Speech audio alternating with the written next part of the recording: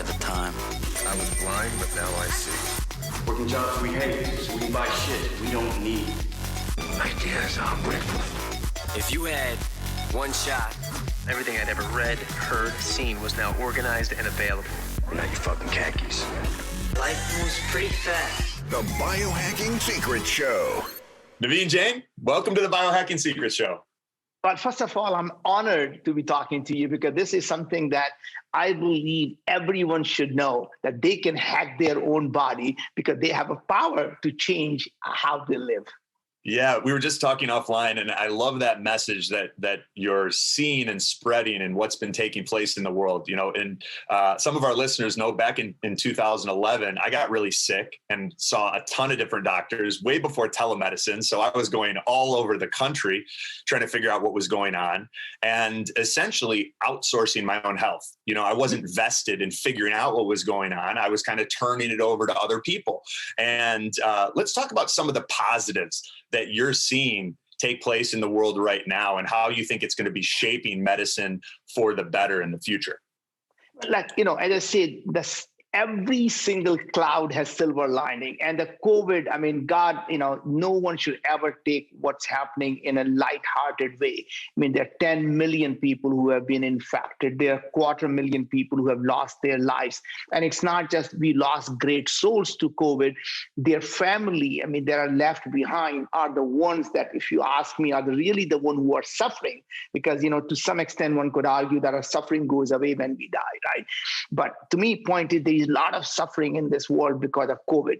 Having said that, there is a silver lining to this cloud, which is, you know, it has accelerated the healthcare significantly. So as you were talking about, you know, today the telehealth wouldn't be around for another 10 years. And the telehealth became something that even the, you know, the most conservatives of the hospital like Kaiser are now offering telehealth. Would have never happened in at least for a decade, if not more, right? The second part that has really changed is that it used to be that we never felt that healthcare was something we do. It was, I do what I do in my day-to-day. I get sick, I go to a doctor, I go to the hospital, and someone takes care of me, right? And suddenly with COVID, we are starting to say, wait a sec, I don't want to be sick. I don't want to go see a doctor. I don't want to be in the hospital, period. So what can I do to not be sick? Can I take my vitamin D, my vitamin C? What can I do to boost my immune system? What can I do to hack my own body to make sure my immune health, I'm got to build immunity? What can I do there? And that is really important now that people are saying, hey, I don't want to be sick. So the mindset of, hey, I can do something not to be sick and build my immunity is another big, I would say, silver lining in that cloud. And the third part really to me is people are finding that their actions they take in life have consequences of them being sick, right? So in a sense, like, hey, I'm not going to wear a mask. I'm going to go out and party. I'm going to be in the bars and, you know, I'm going to go do gym. Guess what? You get sick. And suddenly people are realizing that, hey, it is not just the, you know, bad luck that brings us the diseases. It also the bad choices that we make brings us the diseases, right? And to me, that is the biggest lesson, is that life is the, you know, is really in some extent is some of the bad choices or the choices that we make, good or bad. Every choice we make actually has consequences. Right. Positive or negative. And so you have created this test and probably looked at the composition of more people's gut microbiomes. Certainly your company has than anyone else in human history. What is it that gets you excited to jump out of bed in the morning, and what made you want to focus in on the microbiome? Yeah, so actually it's really interesting. So I'm going to now step back and actually give you the whole idea. So every time I start a company, I actually go through this framework, which I think everyone should just understand, because the same framework can apply to everything you do in your life. And I applied that to starting a company, which is why this, why now, and why me? And why this is a simple question that says, God forbid, I am actually successful in achieving what I'm trying to do. would it really help 1 billion people live a better life? I mean, is it really a problem that I'm willing to dedicate 10 years of my life? Is it really going to move the needle when it comes to actually benefiting the humanity? And it's not just because I am philanthropic. It is because we know the best way to create a large, successful enterprise is to help 1 billion people. If you can help 1 billion people, you can create $100 billion company. But you don't go out to say, I'm going to create $100 billion company and screw 1 billion people. That's not how life works. Right. And the second part is why now? And why now is what has changed in the last couple of years that makes what I am doing possible today that wasn't possible a decade ago. That means what technologies are coming together now or will be coming together in the next couple of years that allows me to solve this problem now than it was possible before. So in my case, we said, what is the biggest problem facing humanity? And despite the pandemic of these infectious disease, remember, this is once in 100 years. The last pandemic we saw was 100 years ago in Spanish flu. So this is not something we really see in most people's lifetime if they are lucky, or if they're unlucky if they get to see once in their lifetime, right? But my point I'm trying to make is the biggest problem facing humanity really is the epidemic of chronic diseases. And people think of these chronic diseases. What is that? What are those? Well, the chronic diseases is something that every one of us either in our lifetime is going to suffer or we know someone who is already suffering. Obesity, diabetes, heart diseases, all the cancers, depression, anxiety. You look at Alzheimer, you're looking at dementia, you're looking at Parkinson's disease, autoimmune diseases. I mean, literally every one of us, or one could argue that aging itself is a chronic disease. It is chronically how you get a disease. When you age, that age-related diseases. And can you actually prevent and reverse these chronic diseases? So to me, that was fundamentally what I set out to do was, God forbid, if I'm successful in preventing and reversing chronic diseases, would it help 1 billion people? The answer was 7.4 billion people, check mark, right? That's a big problem to solve. And, having now just to talk, more, every story, everything, it becomes personal because you don't dedicate your life to something unless you have gone through it. You suffered through the disease. I saw my dad lose his life because of pancreatic cancer. And it was, to me, was heartbreaking to me. This was something was completely preventable. And I think we could have saved him. But the current medical industrial complex would not allow anything that actually they did not read in the medical books to actually try. And there was nothing I could do to actually prevent it. Right? And so to me, having seen that movie, and I'm saying, you know what, I just had enough of it. I'm going to go out and understand what is it that causes people to have these chronic diseases. And one of the interesting things, Anthony, that I want to talk about is that most people, when they enter something and they want to solve a problem, they get somehow discouraged by thinking that, who am I? I don't know anything about this. What am I going to do here?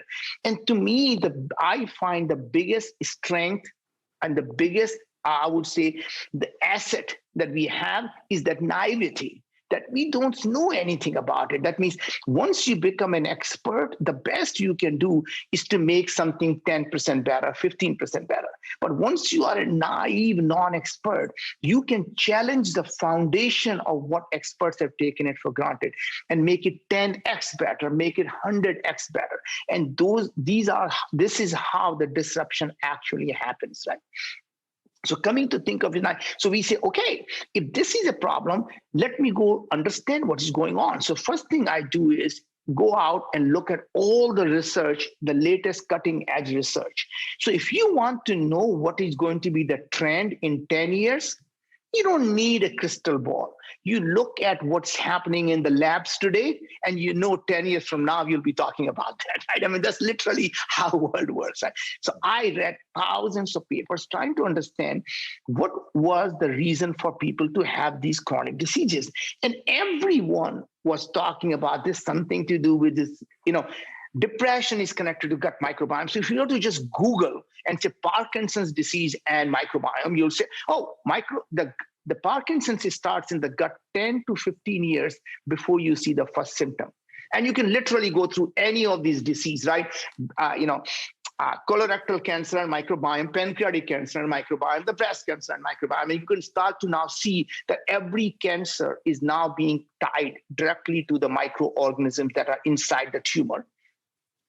Every single disease, from depression to anxiety to autoimmune diseases, are now actually are being considered. These are the microbial diseases that are coming from our oral microbiome or the gut microbiome. But making the point shorter is that we realize that if gut is really the key to the health, why can't we actually analyze it? Why can't we analyze what's happening in the human body at a molecular level, and we can solve this problem? So my whole thing was, can we digitize, decode, and decipher the human biology at a biochemical level of what is going on in the body? And you as a biohacker obviously figured this out, right? If we can find out our human body may be complex, but at the end of the day, it is simply bunch of biochemistry that's happening. I mean, it's not like some magic, and people tend to, the problem in the world has been is that we have these guys who say, I'm a lung doctor, I'm a kidney doctor, I'm a heart doctor, without thinking the body doesn't quite say, oh, you lung, you do your own thing and I'm going to do my own thing. They all have to work together. If any of the system fails, everything around gets impacted. And that's the thing. The body is a whole. And now even the bigger part of it is we as humans are not just simply the humans. We are literally an ecosystem in ourselves. As an ecosystem, there are 40 trillion microbes in our gut, a trillion plus microbes in our mouth and on our skin and everywhere else, right? So the point is, for every one of us, there are probably 40 or 50 trillion out there of them, right? And so if you say, you know what, I am so proud of being human, what you don't realize is you should say, I'm really proud of the container the microbes have created for me. Right? So anyway, my point is, so we looked at the stuff and saying, what could possibly do? And that brings me to the point I was talking about, that to solve this problem, we had to say, why now? And why now was to digitize the human body, you have to sequence it. And the cost of sequencing when I started the company 4 years ago was over $1,000. And I was absolutely convinced it was on the exponential curve down. And in the couple of years, it should come down to $100 or less, and we can solve this problem. Well, here we sit, and we thought I was being 10 times optimistic or bringing the cost down from $1,000 to $100. But turns out the cost came down to $10, right? So I was 10 times pessimistic when I thought I was 10 times optimistic, right? And that's literally what happens. We said, look, even if we sequence the body, how are we going to process this massive amount of data? We don't have access to supercomputer. Guess what? The Amazon seems to be firing up these processes. You can keep firing. You can now use AWS as actually a massive supercomputer. And the cost of processing was plunging. And so even 4 years ago, when we started the company, we were paying $38 just to process each person's sample. We sit here today, it costs us $2, right? So literally the cost of these things, as we expected, were coming down. We were absolutely right. And the third part was, even if you process all the data, how are you going to make any sense of it? You need a very powerful AI. And we saw these neural networks were coming along, and we thought we could really hit the right AI and we can solve this problem. So we said, time is now, and now is the time to solve this problem. And we said, let's go start this. The last part is really interesting. Why me? And why me is, I think everyone who is listening to as a biohacker probably knows the answer, which is what question that I'm asking, which is different from what everyone else has been asking, because the question you ask is the problem you solve. If everyone asks the same question, they're solving the same problem. And really the trick is when you ask slightly different question, right? And I'll give you two examples of that. One is from my previous company, Moon Express, when we said, look, hey, why can't we just live on the moon, Mars, and Venus, and somewhere else in the galaxy? And people say, oh, great, let's assume you can go to Venus. Let's assume you can go to Mars. How are you going to grow the food on the Mars, right? I mean, I haven't said, and my point was that is the wrong question to ask, because when you ask a question how to grow the food on the Mars, what is the solution? The only solution is to find a way to grow the food. right? But what if you ask slightly different questions, is why do we eat food? If you just ask why we eat food, you say, first of all, somebody will say, are you that dumb? We need food because we need energy and we need nutrition. And I say, oh, energy. Why can't we get energy from radiation like bacteria do? Can we get energy from doing photosynthesis like plants do? So my point is there are many ways of solving this problem. The nutrition part, hydrogen, oxygen, there is water there. Then could we not solve that problem, right? My point was, just by simply asking a different question, it allows you the possibility of solutions that would have never been possible if you were asking the same question, how to grow the food. Yeah, that's fantastic. And now coming to the Viome, at Viome, we say, look, if everything is in the gut microbiome and what's happening in our body, then why is this problem not getting solved? There's so many people who do the gut test. Why is this problem not getting solved? And I said, look, they're all asking the same wrong question. They keep trying to find out what organisms are in my gut.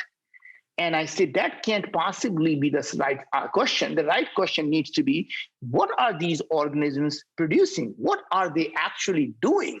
That makes a difference, not who they are. Because our immune system doesn't have eyes and ears. It doesn't see, oh, there is a bifidobacteria there. Oh, I see Akkermansia. Hello. It simply says, hey, are you releasing the chemical that I need for me to do my job? If the chemical is not there, they don't really care who's there, right? And to me, that was really interesting. When I started this, I had no idea what these organisms would do. I kept thinking, what if the organisms are like human beings? There could be thousands of different people doing exactly the same thing, or the same person could be doing multiple different things based on the environment the person finds in. So it's not about the good bacteria or bad bacteria or good people or bad people. It is about good people doing bad things. So what matters is, are you doing good things or are you doing bad things? It doesn't matter whether you're a good person or a bad person. If you're doing bad things, you're a bad person. You're doing good things, you're a good person, right? And that's literally what matters. So you could have a good person doing bad things.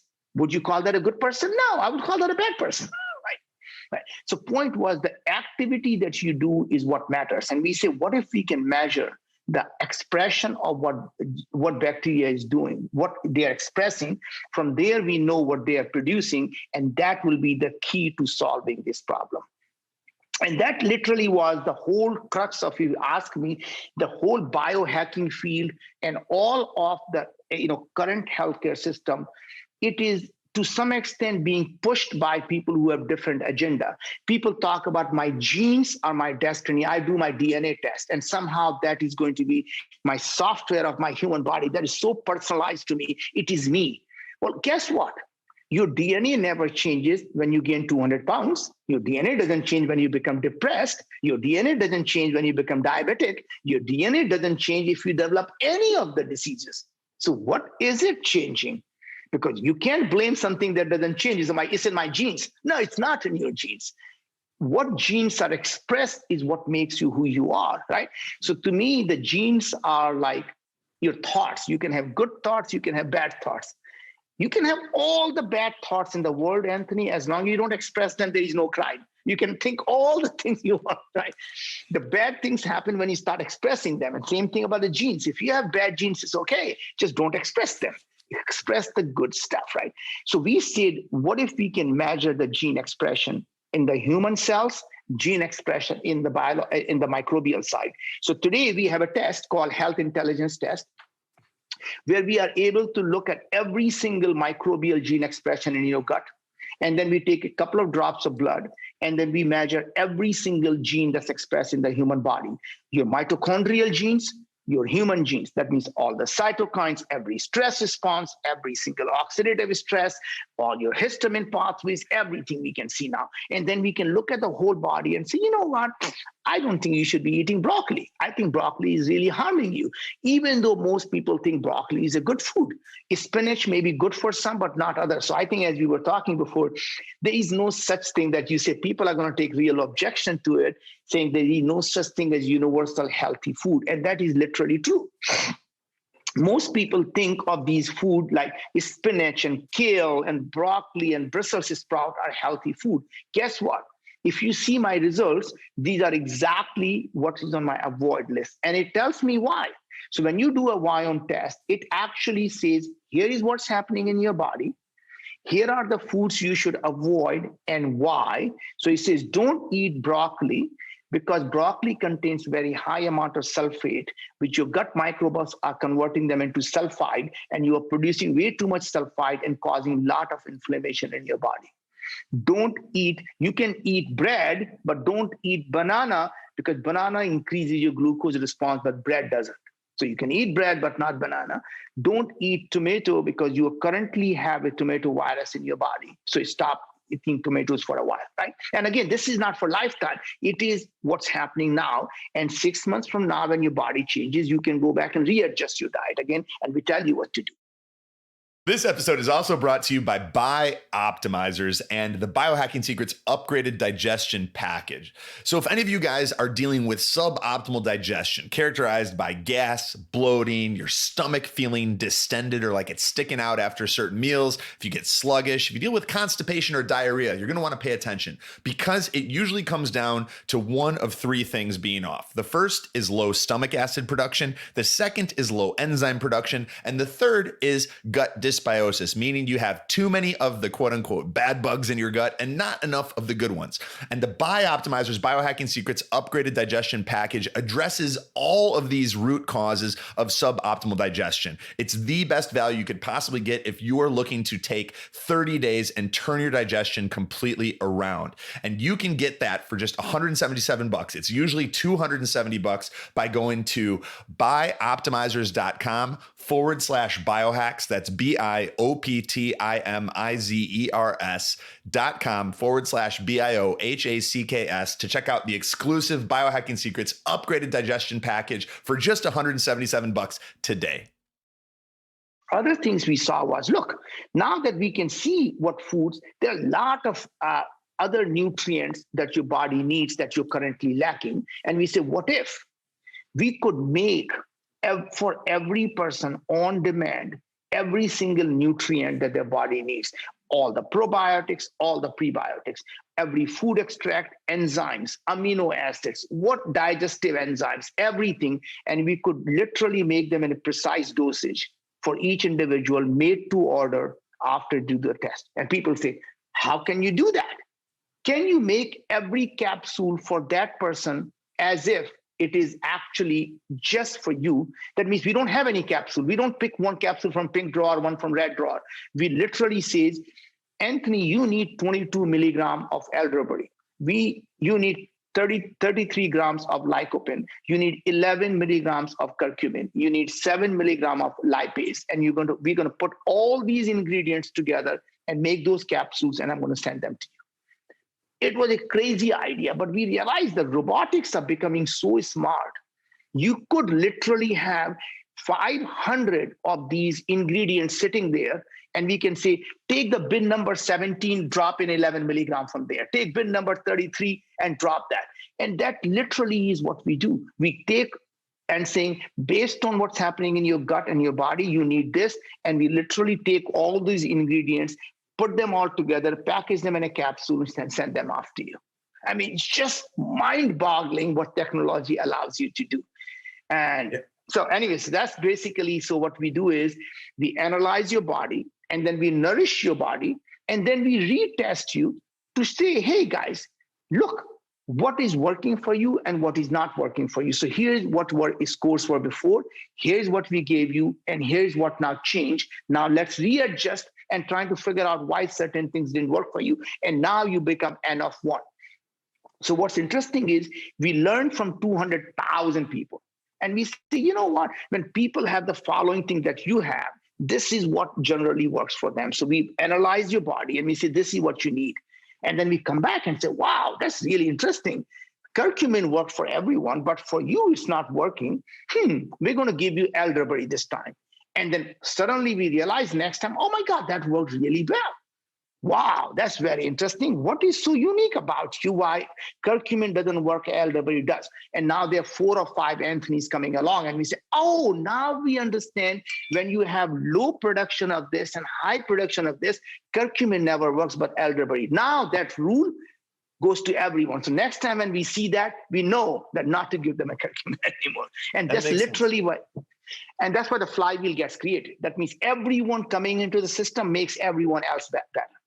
Right. It's fascinating. I'm curious when you're doing a little bit of this testing and then tracking and monitoring progress, what is your baseline of success? Meaning, like, how do you determine if something is working? Because on one hand, I could see it being, you went into study some indigenous tribes who are, outside of a lot of the influence of modern society and see what their gut microbiome looked like. And as long as they were in, typical health, but that's probably not realistic. No. And on the other hand, it could be subjective symptom-based responses from the individuals. I'm curious what your process is and what you determine optimal health for each individual.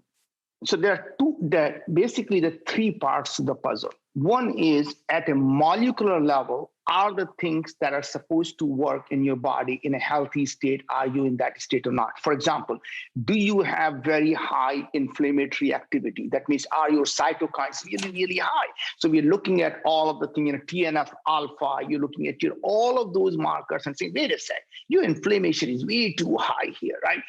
Or we're looking at very high oxidative stress, or we're looking at and saying, wow, your mitochondrial biogenesis is just not kicking in. It really needs help to kick off the mitochondrial biogenesis here. So we are looking at all of those, what we call the underlying biomarkers. You may not feel anything yet.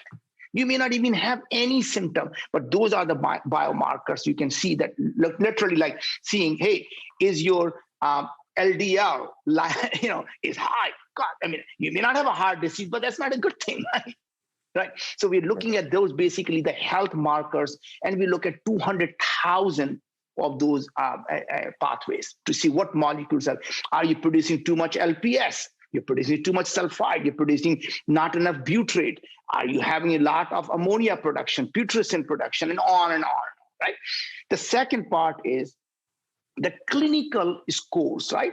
So you may not feel different, but we know that, for example, your PHQ-9 score that measures depression is really coming down.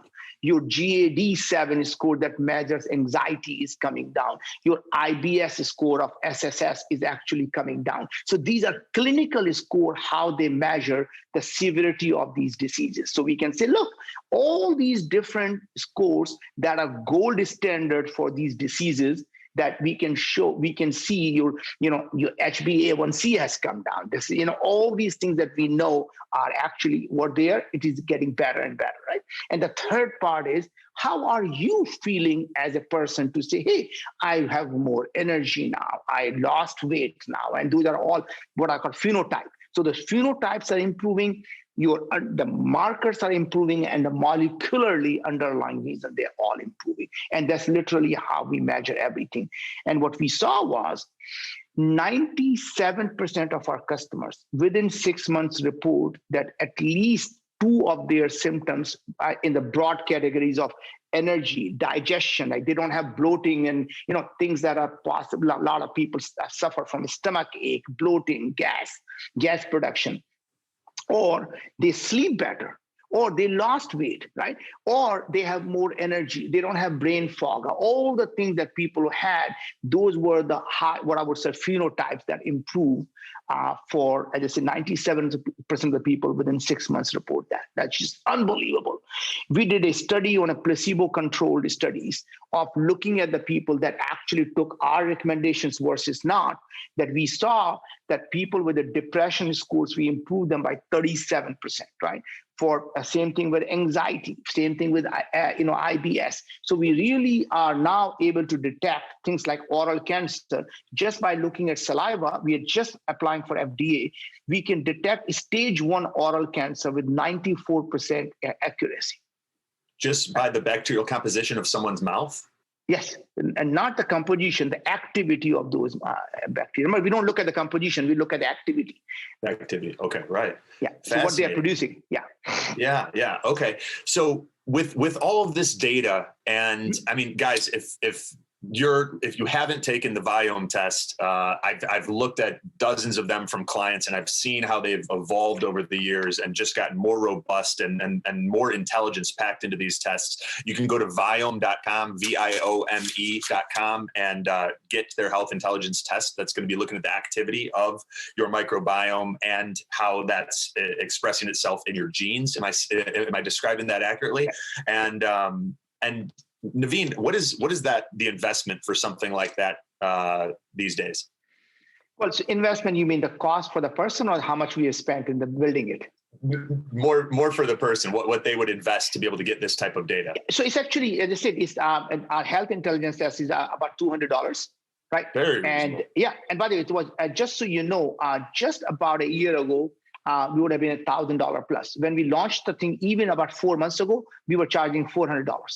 So it's literally, as our cost comes down, we pass everything right off to the consumer.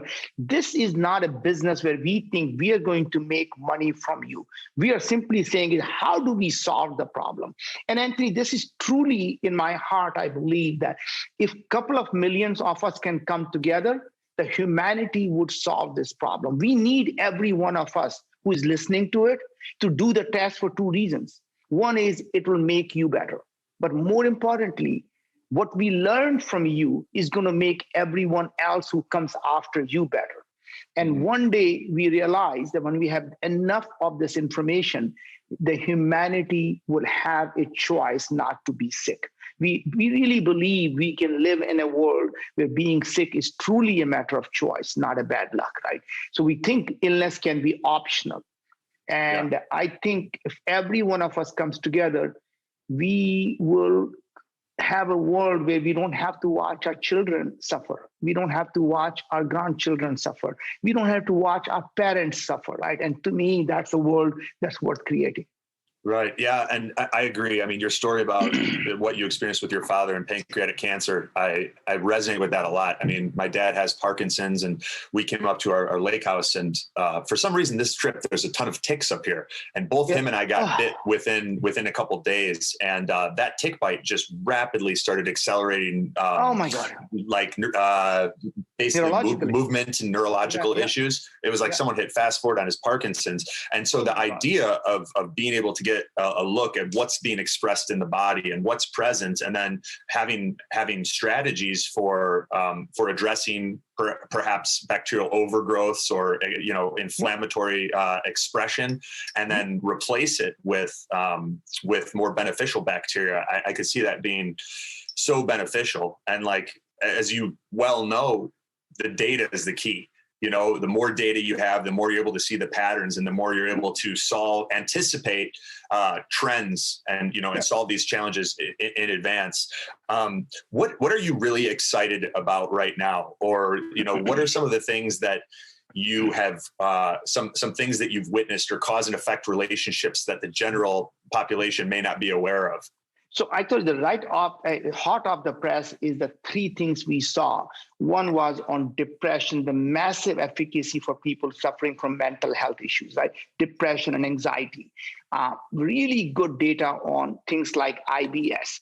The other thing that we're really super excited about is several types of cancer. So we're just working on a very large study on colorectal cancer, because we are finding that colorectal cancer, as we were talking about, is, younger and younger people are getting colorectal cancer. It used to be old people's disease. And now we are losing great people when they're young. I mean, like, really is.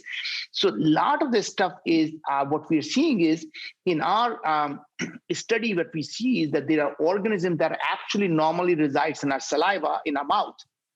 And those normally would never end up in the gut. But what we're seeing is, since so many people are taking anti-acid drugs, like Nexium, what happens is it kills all the acid in the stomach.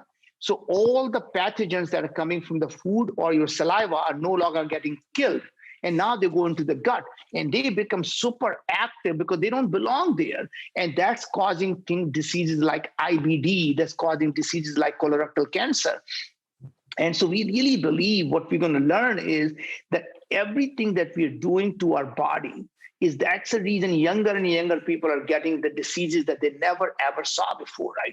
So I think our lifestyle choices that we are making And these drug companies, I hate to even go there because you and I probably at least will agree on it, at least everyone who's listening to it, is that our medical industrial complex is so broken. It is so badly incented where everyone in the system makes money when we are sick and no one makes money when we are healthy. I mean, what kind of humanity or humans we could possibly be that makes money from other people's suffering, right? And we don't make any money when our fellow humans are actually healthy and actually happy. Right? That's just so perverse, right? Even if the good people, like a good doctor, if he keeps all the patient completely healthy and they never get sick, then the doctor will get sick because there is no money for him anymore. What he's going to do, what he's going to eat, right? So everyone makes money, and the chronic diseases, all they do is they want to suppress the symptom. So you become a lifetime subscriber. They never want to understand what is causing it, right? You got an autoimmune disease. Let's not figure out what. Let's just suppress your immune system. Excuse me, won't that cause me to have more infection? Oh yeah, but don't you worry, we got drugs for those things, right? Every drug you take, you need 3 more drugs to take care of the symptoms. And then those 3 drugs you take, you get 9 more drugs to take care of those symptoms. And by the time we get old, we're popping more pills than blueberries, right? Mm-hmm. And it's just totally screwed up. The whole system is screwed up. I really think the right model would be, I remember in villages in India, they had really interesting system, which I never understood. I thought it was some type of tax that everybody in the village would pay money to the local doctor. So everybody would pay every month money to the doctor. And when they got sick, they will stop paying. Right? So think about it. So that means doctor's job was to make sure if you want to keep getting money that nobody gets sick, because as soon as somebody gets sick, they stop paying the money. Right? And that is exactly the system I think what we need in this country, that every doctor gets paid to keep the person healthy. And if any of their patient gets sick, they stop getting money for that. I like that. I mean, a lot of the conflicts that you've described really started, around 100 years ago when we ushered in the industrial medical complex and became so focused on the monetization process and doing it, kind of flipping the script, like you said, where if everyone was paying as long as they were healthy, but they stopped paying when they got sick. Yeah, I was going to ask you what your thoughts were on it. That's great. I do see that as a solution.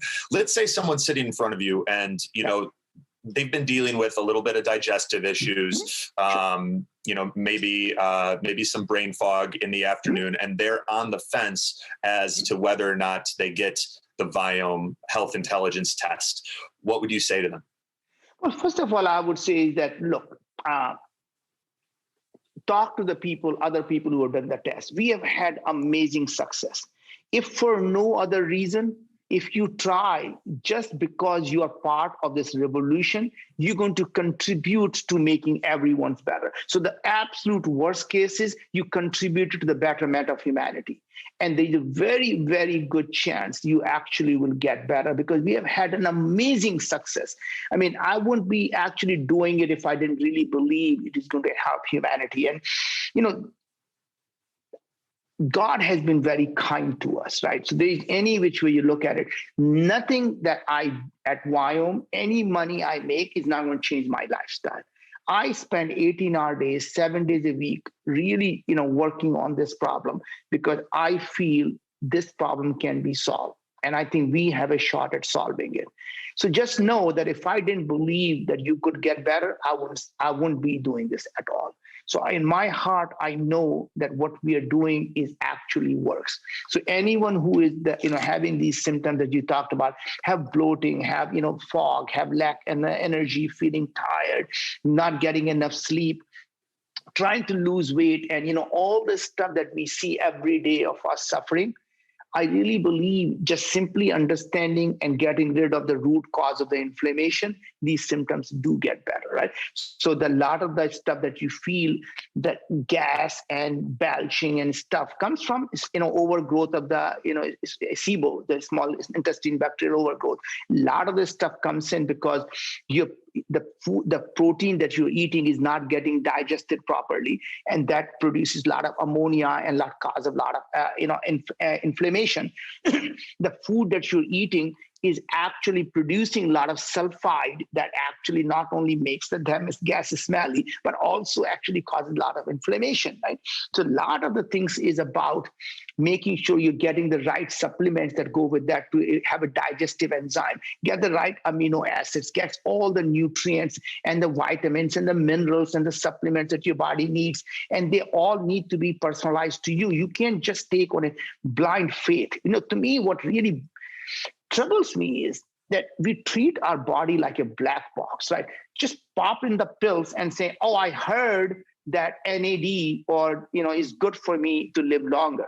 Really? How did, because somebody said it really works for them. Now, here's a very interesting case. When you take NAD or NAD precursor like MN, NMN, or NMH, it literally could be harmful to you if you have high oxidative stress, because it increases mitochondrial biogenesis, creates more free radical, more oxidative stress. So the last thing you want to do is, if you have high oxidative stress, you should take NMN. Same type of thing, if you have high cellular senescence, you don't want to be taking that NMN, right? So my point is, we look at your cellular senescence, we look at your cellular health, we look at your mitochondrial health, we look at your immune health, we look at your stress response health, we look at your biological age. So one thing we didn't talk about is we literally compute how are you biologically, what is your age? And we published a paper in Cell that is the state-of-the-art paper that actually shows you what is your age biologically. Now, I am very fortunate personally that I am 61 years old. I'm biologically 49. I mean, I feel pretty proud of the fact that, That's awesome. Right. But here's the best part. It all happened for simple changes. The things that I thought I was eating healthy were things that were causing me to not lose weight. So I lost 20 pounds, get more energy, simply cutting down the things that I thought was healthy for me. Brussels sprout, cabbage, broccoli. I mean, these were the things I thought were really healthy for me. This episode of the Biohacking Secrets Show is brought to you by Veritas Farms and their full line of CBD products, CBD standing for cannabidiol. Now, we are real excited about this partnership because Veritas means truth in Latin, and we are big believers in bringing you guys the truth, not just through this podcast, but by making sure that any products that we share or that we bring on as sponsors are products that we personally use, believe in, and endorse ourselves. And that is the case with Veritas Farms and their full line of CBD products. The reason that they're so great, they are full spectrum hemp products, meaning that they have all of the beneficial phytonutrients that you get in a quality CBD product. 99% of the CBD products on the market are CBD isolate, and they're just being resold, meaning they're coming from a few small manufacturers. They've only got one tiny part of all of the important phytonutrients that you need to get the benefits you want from a CBD product, and they're just a bunch of different companies reselling them. Veritas Farms is vertically integrated, meaning they own the farm. They ensure that there are no pesticides being added. It's organic, and then they control the entire process from harvesting to extraction until that product ends up at your door. That's what I love it. It's kind of like farm to table, but for CBD. And the benefits that I've noticed, my sleep is better. I feel like I get a deeper, more restful night's sleep. I'm less stressed. I never have periods of anxiety. I feel calm and focused throughout the day. And it even decreases inflammation when I have flights or other things where inflammation is an inevitable part of life. You take a little extra CBD and it can be very helpful for stress, anxiety, sleep, and that inflammation. So if you guys want to check it out, we've arranged a 15% discount for you guys. To get that, you can go to theveritasfarms.com/biohacks. I'll spell it out. THEVERITASFARMS.com/BIOHACKS to save 15%. Check out the Veritas Farms CBD. You guys are going to absolutely love it. You brought up some really important stuff there, especially with NAD and how popular that's become. I mean, like you said, we do know that taking NAD also ramps up the activity of senescent cells. And if you're not strategically fasting or taking quercetin or resveratrol or certain polyphenols, like that can be a problem. And that's why, they kind of just throw a whole bunch of stuff against the wall and see what sticks approach. You either end up having some things work, but you have no idea what it was because the test wasn't designed to isolate variables, or you could end up creating some serious problems for yourself. So I do like that. or worse yet, even if it works for you right now, doesn't mean a year from now is still going to be good for you. So the body is constantly changing and adapting. So things that work for your spouse may not work for you. And even if it works for you today, it doesn't mean it's going to work for you a year from now. Right. And so it's also fascinating to think about biological age, right? And there's certain people that look at telomeres and how whether the telomeres are shorter or longer. Other people are looking at like they'll use like the Horvath clock and methylation pathways. What do you guys use? We use everything. So literally, we look at every single transcript in the gut to see what is going on there. And then we look at every transcript in the blood of what is going on there, right? So literally, what's the gene expression? Gene expression is really after the genes are methylated or they're acetylated, what is the genes that are being expressed? So to some extent, what methylation does is it down-regulates the expression of the gene, right? So by looking at the gene expression, we know what genes are being down-regulated by definition, right? And we know what genes are being over-regulated. That means they are being overexpressed because the histone or acetylation of those genes, right? So now we're looking at all of those. We're looking at all the cytokines. So we're seeing literally when your cytokines, pro-inflammatory stuff is up, we know that can't really be good for you. Right? When your immune system is activation is too down, we know your immune system is actually not primed. So you want somewhere in the middle where it's not too high, you don't want to be too low. You want to be right primed here. And what we found, one of the biggest thing we found was on aging, since you brought it up, is CD8 T cells exhaustion. I mean, that was the number one thing we found in terms of biological age was the CD8 T cells were getting exhausted. And here is my hypothesis of what is happening there is. Yeah, I'm interested. Is as we get older, we start to have, oral issues, so gum inflammation, and all the oral microbes are now going into the blood because of the leaky gums, right? Same thing, when we have the gut permeability, when the gut lining is not tight, the microbes from the gut are now going into the blood. So the immune system is constantly now dealing with the chronic inflammation that's coming from chronic infection. And the CD8 T cells become less and less specific and less prolific. And that's literally what happens. See, now these microbes end up going to all the different organs. And that's literally where the aging starts to happen because now microbes are in your lung and the liver and your heart. And what we're finding now, by the way, this is really interesting research that came out about 2 or 3 months ago. They looked at 17 different types of tumors. And every single tumor, they found the unique set of microbes in that tumor. Think about that for a second. The microbes, what happens is when they are in the body, they find symbiotic relationship with the local tissues. And since these are commensal bacteria, they act as salve to the immune system. So immune system doesn't kill the tumor thinking we are self. And then basically the tumor is feeding the bacteria and bacteria is protecting the tumor. So they form a symbiotic relationship. And in this case, in pancreatic cancer case, this researcher at NYU put antibiotics directly into the pancreas. And it killed the bacteria in the tumor, and the immune system killed the cancer. Think about that. And that happened, by the way, before my dad died. I had the research in my hand. I went to the doctor and said, we will sign the release. All we want you to do is just put the antibiotics directly into his pancreas. They said, that's not a protocol. We won't do it. I said, look, we are authorizing you to do that. We will not sue you. We will give you all the release. Here is the research. Look at the damn thing. What is the harm? He's going to die. And they just said, we won't do it. How frustrating. I'm sorry, man. That's rough. That's rough, right? And that to me is really where the system goes so wrong that they would not, what was the downside for them? It is showing clearly what is causing it, but because they did not study that in the medical school, it's not a protocol, they won't do it, right? Yeah. And what's really interesting is a doctor, today you go and ask a doctor, how much did you learn about nutrition on your medical college? The answer is none. They don't teach nutrition in medical college. They teach you for every ill, there is a pill. you become literally a salesperson for a pharmaceutical company. That's all you do. You give me the symptoms, I'll give you the pill, right? Think about it for a second. They are salespeople for pharmaceutical company, and every doctor takes a Hippocratic oath. We all know that, right? Hippocratic oath is what? Do no harm.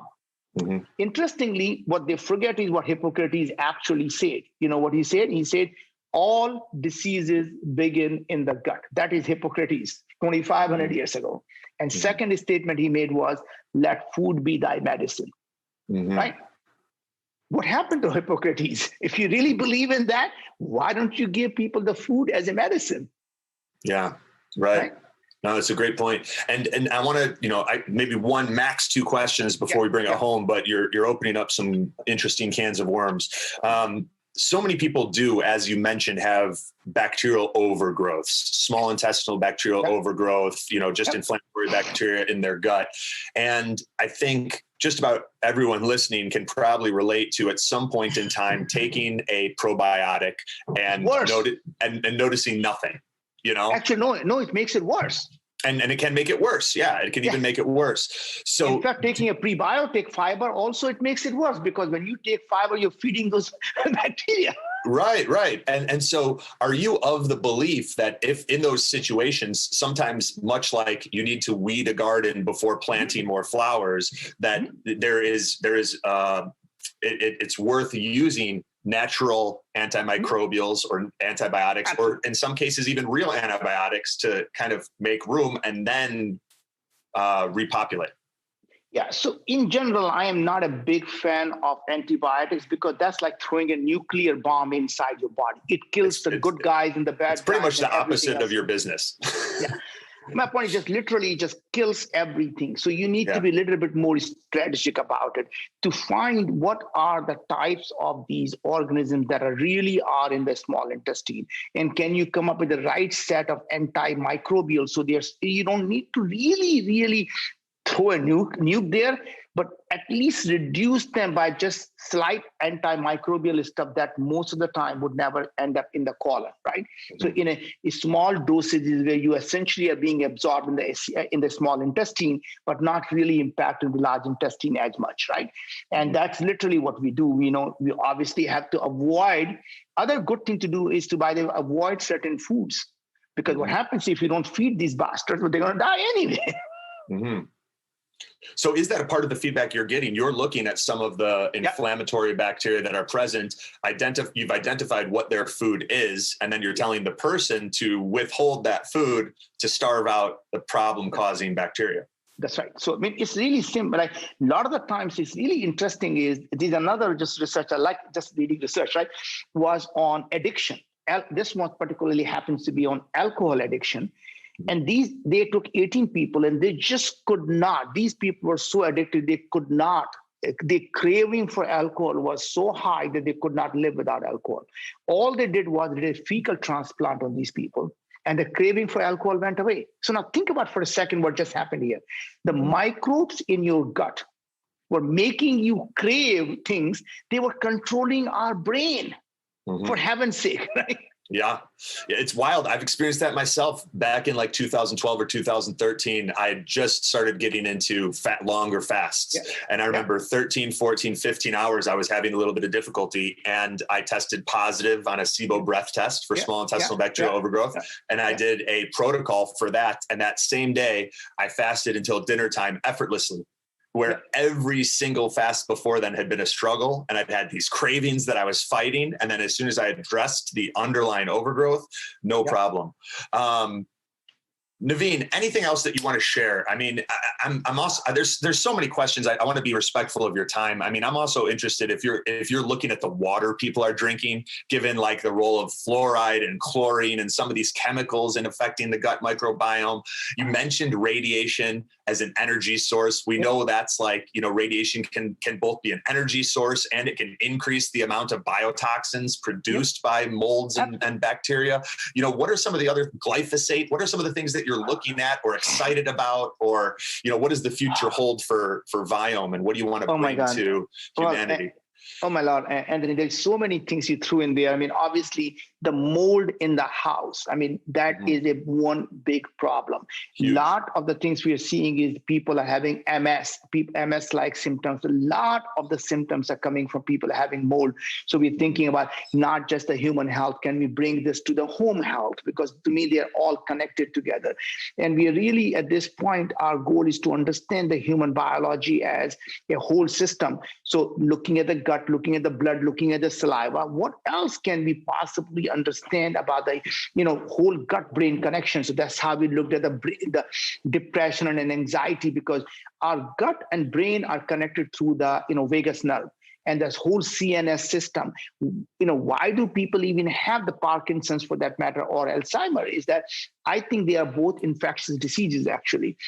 I agree. That is, organisms actually does infection of the blood-brain barrier, makes it permeable, and these organisms go into the brain, and our glial cells are releasing the amyloid beta to protect themselves. And they're literally, when you get overwhelmed, they actually start to get tangled up and you start to it becomes a neurodegenerative diseases. But if you look at the pathogenically, if you do the Alzheimer patients' brain after they died, they look at the tremendous amount of pathogens in the brain, right? So in the Alzheimer tissues, there's a lot of pathogens you find, and that's really what's happening, right? So to me, what's happening is that cancer is becoming like an infectious disease. So is Parkinson's and Alzheimer. That means there is a hope we can develop a vaccine one day for all, different types of cancer. Today we have vaccine for HPV, right?